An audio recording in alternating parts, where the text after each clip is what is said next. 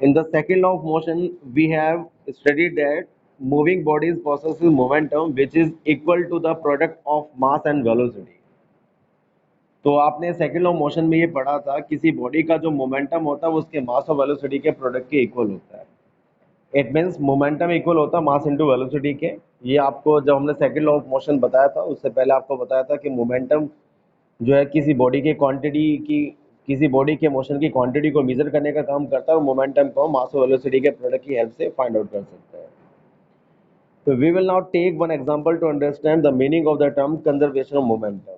तो इससे पहले कि हम कंजर्वेशन ऑफ मोमेंटम को यहाँ पर डिस्कस करें, पहले हम एक एग्जांपल को यहाँ पर समझ लेते हैं।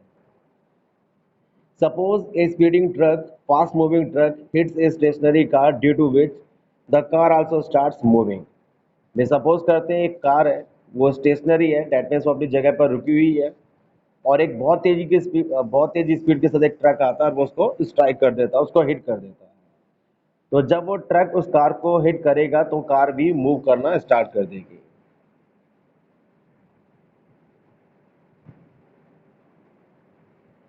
ठीक है, तो जब वो जो ट्रक होगा वो कार को हिट करेगा तो कार भी वहां पे मूव करना स्टार्ट कर देती है। Now in this collision the velocity of truck decreases but the velocity of car increases. अब इस कोलिजन में, इस टक्कर में आप देखोगे जो ट्रक की जो वेलोसिटी होगी वो तो डिक्रीज हो जाएगी, लेकिन जो कार की वेलोसिटी होगी वो इंक्रीज हो जाएगी, क्योंकि जब वो ट्रक उससे टकराएगा तो टकराने की वजह से उसकी वेलोसिटी वहां पे डिक्रीज होगी। अब क्योंकि कार स्टार्टिंग में तो वो रेस्ट पोजीशन में थी, लेकिन जैसे ही वो ट्रक से टकराती है तो वो मूव करने लग जाती है। इसका मतलब कि कार की स्पीड या कार की वेलोसिटी वहां पर इंक्रीज हो जाती है। तो due to this the momentum of truck decreases and the momentum of car increases, जिसकी वजह से अब क्योंकि यहाँ पे ट्रक की वेलोसिटी डिक्रीज होगी तो इस वजह से ट्रक का जो मोमेंटम होगा वो डिक्रीज होगा, लेकिन कार की वेलोसिटी इंक्रीज होगी, डेट्स वाई कार का जो मोमेंटम होगा वो इंक्रीज होगा।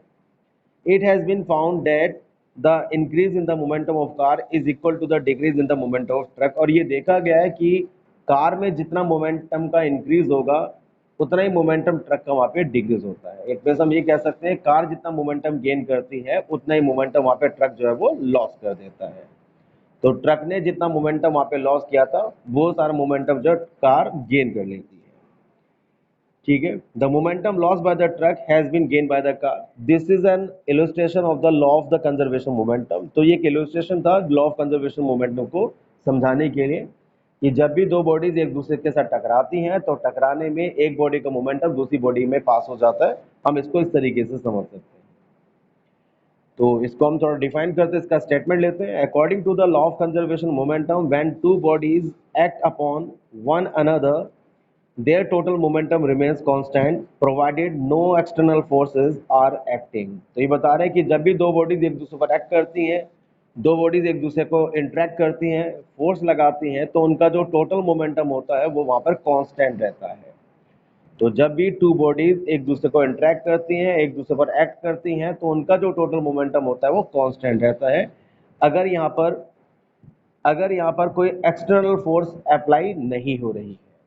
तो टोटल मोमेंटम का मतलब यहाँ पर ये है कि जो दो बॉडीज एक दूसरे पर एक्ट करेंगी, एक दूसरे को फोर्स लगाएंगी, तो उनका मोमेंटम कोलिजन से पहले, ठीक है, और उनका मोमेंटम कोलिजन के बाद वो वहाँ पर इक्वल बना रहेगा, उसमें कोई चेंज नहीं होगा। तो डेट्स वाई यहाँ पर बोला गया कि जो टोटल मोमेंटम होगा उन दोनों बॉडीज का वो वहाँ पे कांस्टेंट रहेगा, उसके अंदर कोई चेंज देखने को नहीं मिलेगा।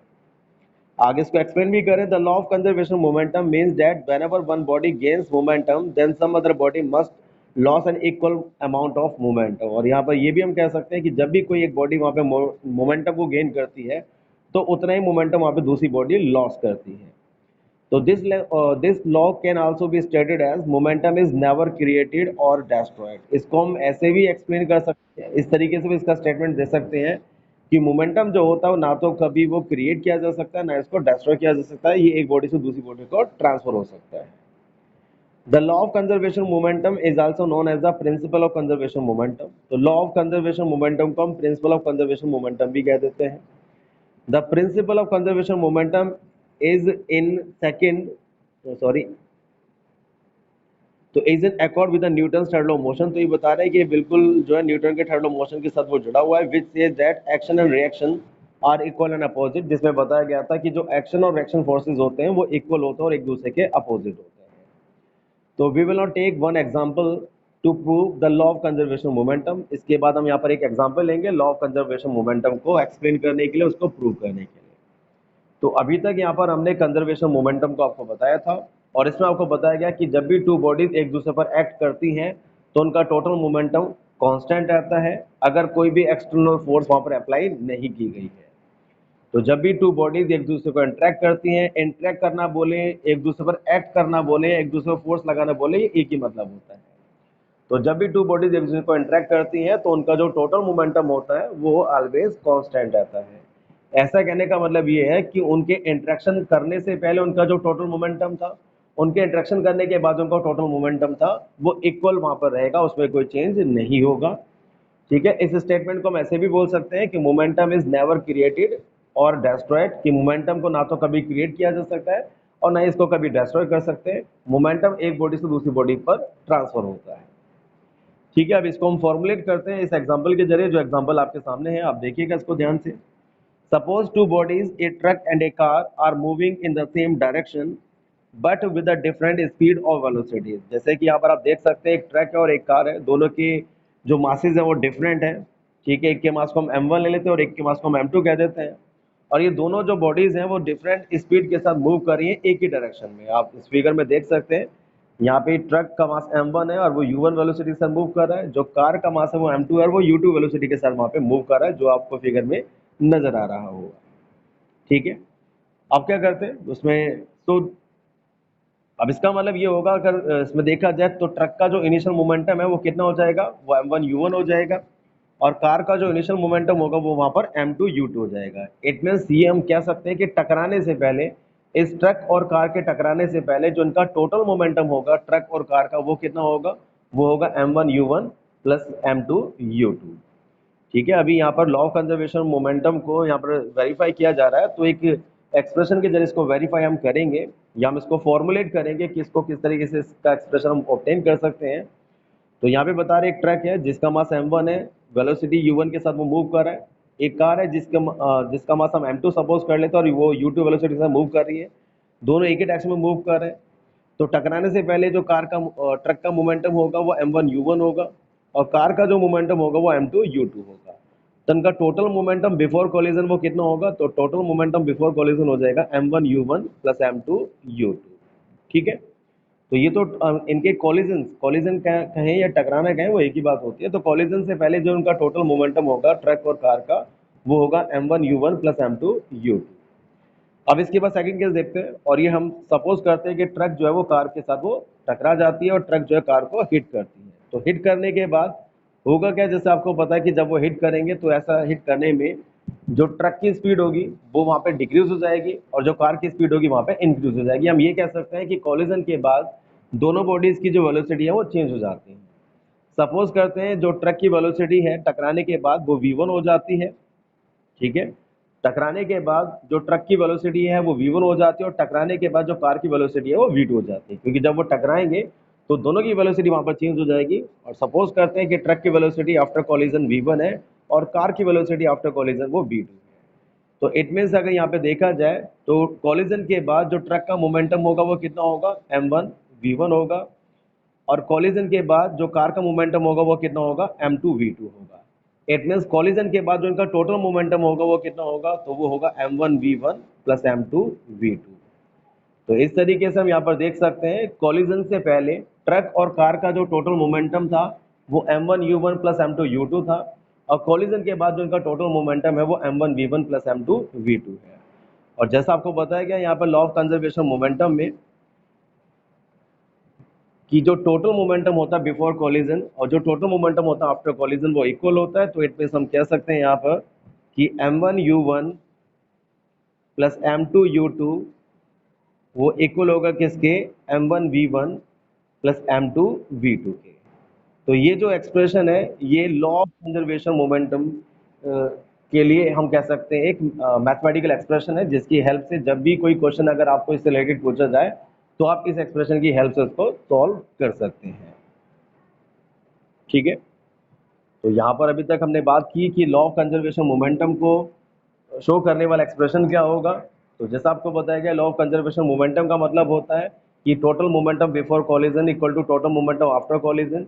तो इसको अगर हम एक्सप्रेशन में लिखेंगे तो इसको हम लिख सकते हैं m1u1 plus m2u2 equal to m1v1 plus m2v2। तो ये इसका मैथमेटिकल एक्सप्रेशन होगा। इसकी हेल्प से जब भी आपसे इससे रिलेटेड न्यूमेरिकल्स पूछे जाएंगे तो वो आप इस तरीके से सॉल्व कर सकते हैं इस एक्सप्रेशन को यूज करके। ठीक है, दूसरी बात देखिएगा इसमें, अब इसको अगर हमें प्रूव करना हो, ये तो ये आपको बताया गया कि एक्सप्रेशन किस तरीके से हम फॉर्मुलेट कर सकते हैं। अगर आपको इसको प्रूव करना हो तो वो किस तरीके से कर सकते हैं वो भी आपको समझा देते हैं। हालांकि इसकी डेरिवेशन जो हमने आज आपको पीडीएफ देंगे उसमें हमने इसको प्रूव करके दिया हुआ है, लेकिन फिर भी आपको समझा देते हैं कि इसको किस तरीके से प्रूव किया जा सकता है। वे सपोज करते हैं टू बॉडीज हैं, जैसे कि हम यहाँ पर देख सकते हैं। वे सपोज दैट, ठीक है, इसके बाद से तो suppose that the during collision the truck exert a force F1 on the car, in turn the car exert force F2 on the truck। भाई जब कॉलिजन होगा दोनों के बीच में, ट्रक और कार के बीच में, तो दोनों जो होंगे एक दूसरे पर फोर्स अप्लाई करेंगे। ट्रक कार पर फोर्स लगाएगा F1 और कार ट्रक पे, क्योंकि आपको पता है जब भी एक बॉडी दूसरी बॉडी पर फोर्स अप्लाई करती है तो रिएक्शन फोर्स वहाँ पे जरूर एक्सर्ट होगा, तो कार भी ट्रक पर एक फोर्स F2 वहाँ पर जरूर एक्सर्ट करेगी। तो हम इन दोनों फोर्सेस को अलग अलग कैलकुलेट करते हैं और ये देखते हैं कि ट्रक अगर कार पर फोर्स लगाएगी तो वो कितना होगा। तो ट्रक का कार पर फोर्स कितना होगा तो उसको हम लिखते हैं m1। ठीक है, लेकिन इससे पहले हम सपोज कर लेते हैं जो कार का मास है वो m1 है। ठीक है, उसकी इनिशियल वेलोसिटी u1 है और कॉलिजन के बाद उसकी वेलोसिटी v1 है। जो कार है उसका मास m2 है, उसकी initial velocity that means before collision उसकी वेलोसिटी u2 है और आफ्टर कॉलिजन इसकी वेलोसिटी v2। ठीक है, ये इसमें ध्यान रख के चलिएगा। अब जैसे हमने कहा कि यहाँ पर हम न्यूटन्स के थर्ड लॉ मोशन को यूज करके इसको प्रूव करेंगे, तो किस तरीके से कर सकते हैं? तो यहाँ पे ट्रक और कार एक दूसरे से टकरा रही हैं, तो डेट मीन्स दोनों एक दूसरे को फोर्स लगा रही हैं।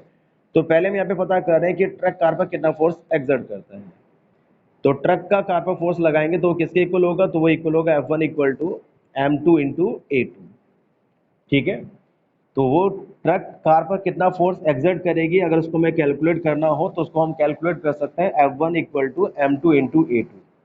अब आपको यहाँ पे लग रहा होगा कि हमने F1 equal to m1 into A1 क्यों नहीं लिया, तो उसके पीछे रीजन ये है क्योंकि जो फोर्स लग रहा है यहाँ पर ट्रक कार पे लगा रही है, कार के मास को हमने यहाँ पर m2 से लिया हुआ है, उनकी वेलोसिटीज को हमने u2 और v2 से लिया हुआ है, तो डेट्स वाई जो ट्रक कार पे फोर्स लगाएगी वो इक्वल होगा m2 इंटू A2 की। ठीक है, इसको सॉल्व करें। अब एक्सेलरेशन तो हमारे पास नहीं है, लेकिन एक्सेलरेशन के लिए आप फॉर्मुला बना सकते हैं, और एक्सेलरेशन का फॉर्मुला जैसे कि आप जानते हैं कितना होता है, वो होता है v minus you upon T. तो A2 के लिए फॉर्मूला क्या बन जाएगा यहाँ पर? वो आ जाएगा V2 minus U2 upon T. ठीक है, कुछ इस तरीके से। तो A2 के लिए अगर हम यहाँ पे फॉर्मूला यूज करते हैं एक्सेलरेशन का, तो वो हो जाएगा m2 minus U2 upon T. तो इस तरीके से हम कह सकते हैं कि ट्रक कार पर जो फोर्स एक्सर्ट करेगी वो होगा m2 इंटू ब्रैकेट में V2 माइनस U2, ये यहाँ पे U2 लिखा हुआ है, और अपॉन में टी। अब इस तरीके से, क्योंकि रिएक्शन फोर्स वहाँ पे कार एक्सर्ट करती है ट्रक पर, तो वो कितना रिएक्शन फोर्स एक्सर्ट करेगी उसको हम फाइंड आउट करते हैं। तो सपोज करते हैं जो कार ट्रक पर फोर्स एक्सर्ट करती है वो F2 है, उसकी कैलकुलेशन करेंगे तो किस तरीके से करेंगे? वो करेंगे हम m1 इंटू A1 से, क्योंकि जो ट्रक का मास है वो m1 है, उसके एक्सेलरेशन को हम A1 कह देते हैं। अब एक्सेलरेशन तो हमें यहाँ पर नहीं पता है, लेकिन हम A1 को जरूर कैलकुलेट कर सकते हैं। तो एक्सेलरेशन को हम किस तरीके से कैलकुलेट कर सकते हैं वो देखिएगा। तो एक्सेलरेशन के लिए फॉर्मूला यूज कर सकते हैं v1 माइनस u1 और अपॉन में t, है ना, इस तरीके से। ये सब चीजें वहाँ पे गिवन है, वो मैं आपको अपने तरीके से समझाने की कोशिश कर रहा हूँ। तो डेट्स वाई मैं अपनी तरफ से वहाँ पे लिखकर आपको बता रहे हैं कि भाई ट्रक कार पे जो फोर्स लगाएगा वो किसके इक्वल होगा, और इसी तरीके से कार का जो रिएक्शन फोर्स लगेगा ट्रक पर वो कितना होगा? वो इक्वल होगा m1 इंटू A1 के। m1 तो m1 रहेगा और A1 के प्लेस पर आ जाएगा v1 minus u1 upon T, है ना, कुछ इस तरीके से। अब न्यूटन के थर्ड लॉ मोशन को हम यहाँ पे यूज करें, तो न्यूटन के थर्ड लॉ मोशन में आपको बताया गया था जब भी दो बॉडीज एक दूसरे को इंटरेक्ट करती हैं, एक दूसरे फोर्स लगाती हैं, तो पहली बॉडी सेकंड बॉडी पर जितना फोर्स एक्सर्ट करेगी तो सेकंड बॉडी भी फर्स्ट बॉडी पर उतना फोर्स अपोजिट डायरेक्शन में एक्सर्ट करती है। तो इट मीन्स हम कह सकते हैं कि जो F1 होता है वो किसके इक्वल होता है? वो F1 इक्वल होता है माइनस के F2 के। ये माइनस का साइन जो हम यहाँ पे यूज कर रहे हैं वो इस वजह से यूज कर रहे हैं क्योंकि दोनों की डायरेक्शन अपोजिट होती है। तो F1 और F2 दोनों फोर्स आपस में इक्वल होगी, क्योंकि डायरेक्शन चेंज है तो F1 इक्वल होगा माइनस के F2 के। अब यहाँ पर F1 की और F2 की वैल्यूज को पुट कर दीजिएगा। उसके आगे का मैं आपको ये बुक में से दिखा देता हूँ, हो सकता है कि शायद उतना वहाँ पर। तो F1 क्योंकि माइनस F2 के इक्वल होगा तो इसमें F1 की और F2 की वैल्यूज को पुट कर दीजिएगा। तो जैसे कि आप देख सकते हैं, तो F1 की वैल्यू को यहाँ पे पुट किया गया m2 into v two minus u two upon t. F2 की वैल्यू को यहाँ पर पुट किया गया है, वो है माइनस का साइन तो वहाँ पे रहेगा m1 into v one minus u one upon t. इसमें आप देखेंगे टी से टी कैंसिल आउट हो जाएगा, टी कैंसिल करने के बाद कंडीशन ये ऑब्टेंड होती है। m1 की यहाँ पे मल्टीप्लाई कर देते हैं हम RHS में, तो ये आपका एक्सप्रेशन बनकर आ जाएगा। ठीक है, इसमें फिर हम u वाली टर्म्स को एक तरफ ले जाते हैं और v वाली टर्म्स को एक तरफ ले जाते हैं, तो फाइनली आपका कंजर्वेशन मोमेंटम का जो एक्सप्रेशन था वो यहाँ पर इस तरीके से बनकर आ जाता है, जो कि किसके इक्वल होगा, वो इक्वल होगा m1 u1 plus m2 u2 equal to m1 v1 plus m2 v2 के। और इससे ये वेरीफाई हो जाता है कि जो टोटल मोमेंटम होता है बिफोर कॉलिजन वो इक्वल होता है टोटल मोमेंटम आफ्टर कॉलिजन के, जो कि लॉ ऑफ कंजर्वेशन मोमेंटम में आपको बताया गया। ठीक है, तो इस तरीके से यहाँ पर हम कंजर्वेशन मोमेंटम के लिए एक्सप्रेशन को ऑब्टेन कर सकते हैं by using Newton third law of motion. तो ये दोनों चीज़ें बहुत इंपॉर्टेंट है इसमें।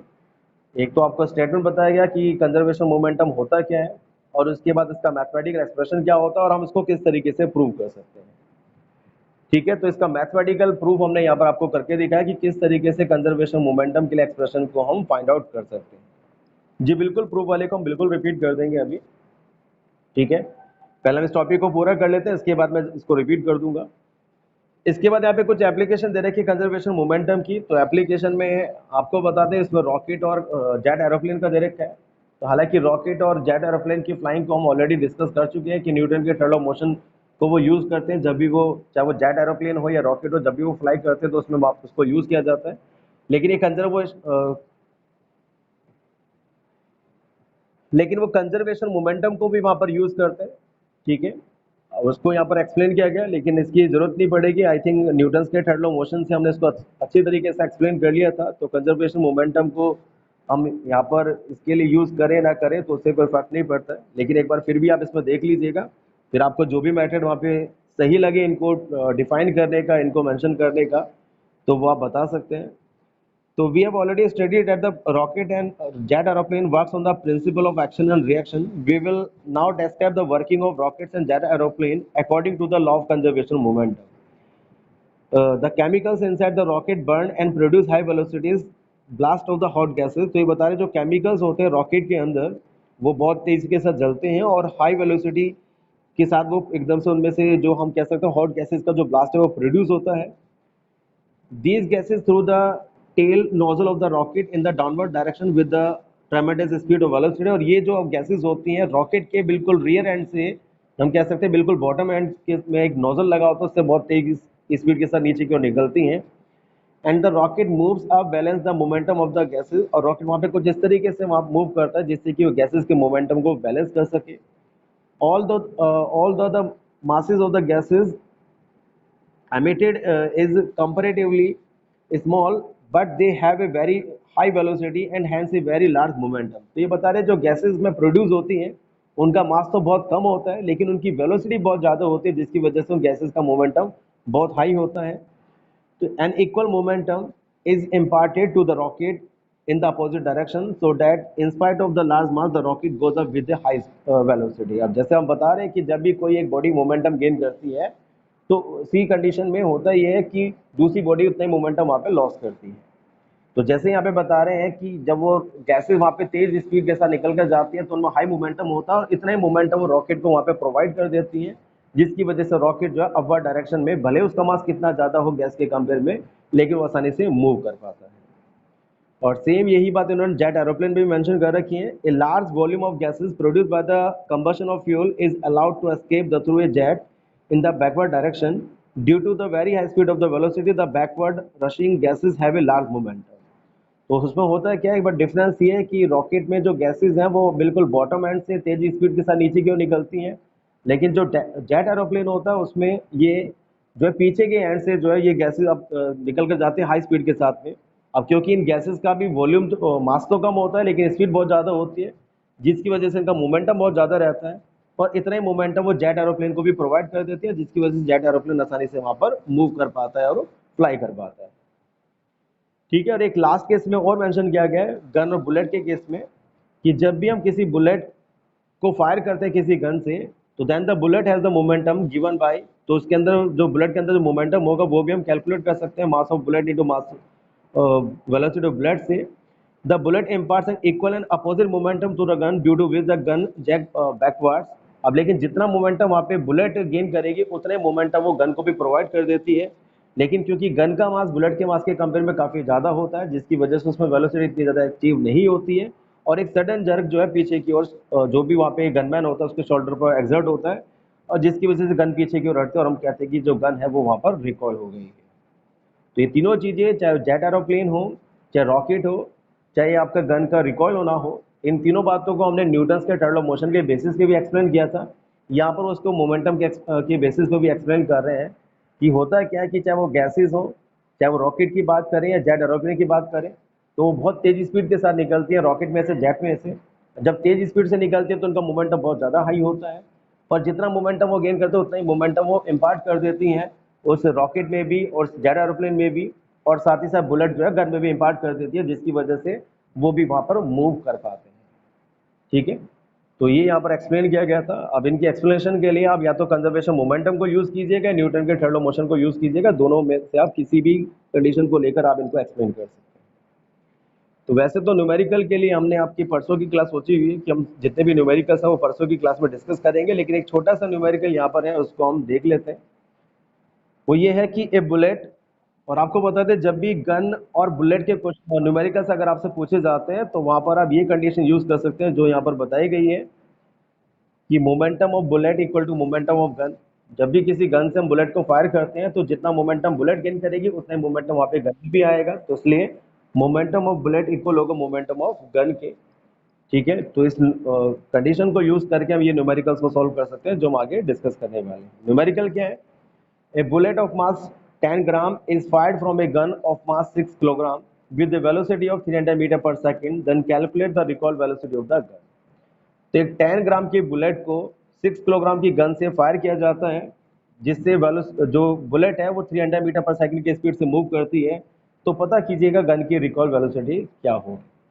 तो किस तरीके से इसको कैलकुलेट कर सकते हैं आप वो देखिएगा। तो सबसे पहले इसमें जैसे हमने बताया कंडीशन क्या यूज़ करेंगे हम, momentum of gun equal to momentum of bullet.